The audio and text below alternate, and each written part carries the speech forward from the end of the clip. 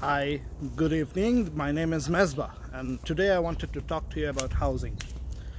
So, we'll find out more about housing soon, as most of the parties haven't yet released their housing platform.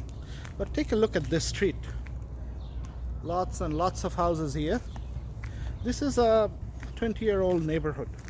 At the time when this was built, the houses here were around $250,000 to maybe $300,000. The same houses right now are about $1 million. Now, if you are a young couple just entering the labor market, or maybe you have been a few years working, do you think you can afford one of these houses? This is Scarborough. When you talk about Toronto, the price, Vancouver, the prices are even more astronomical. The Liberal government recently put a stress test. So this has been in place for some time now, and what it does, it forces people to prove that they can continue to make the payments if the interest rates go up. But people in Vancouver, there's an MP there, a conservative MP, he has said that this is a one-size-fits-all. So if you are a borrower, a homeowner in Calgary, and you cannot pass the stress test, you are stuck to your original lender. And this is a problem that's going to crop up more. The Liberals said they will take a look at it, but for right now, nothing's being done. The NDP, as usual, has promised to build affordable housing. Now, you can take the NDP promise for what it's worth. NDP is not likely to form the government, so they can really promise what they want. But there's another problem with affordable housing. If you're waiting right now for affordable housing, it's too late for you. When and if they are built, you will not be helped. And second, if you are currently in affordable housing right now, you don't really care. So affordable housing really helps no one in the short term. And it's debatable whether it helps in the long term.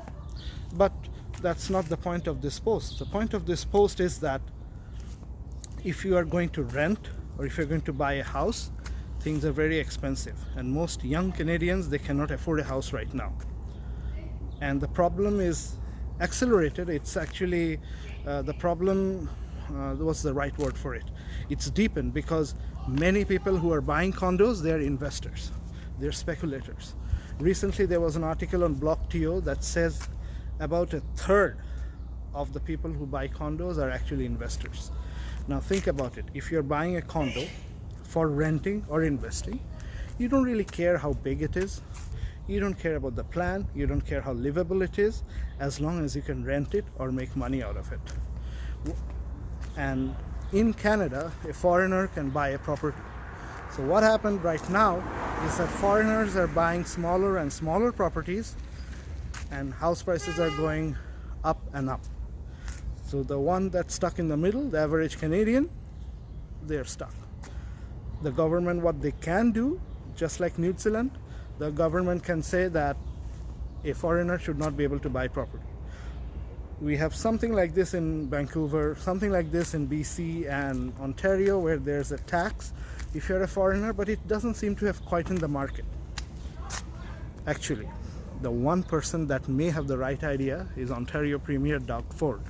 Now, Ford is a very unpopular person recently, but he has one thing right about the housing. It's all about supply and demand. You increase the supply, the prices will fall. What it does is it comes at the cost of the environment. So he is going to loosen the Greenbelt area. So right now there's no real solution for it. It just seems to be a problem that nobody wants to tackle.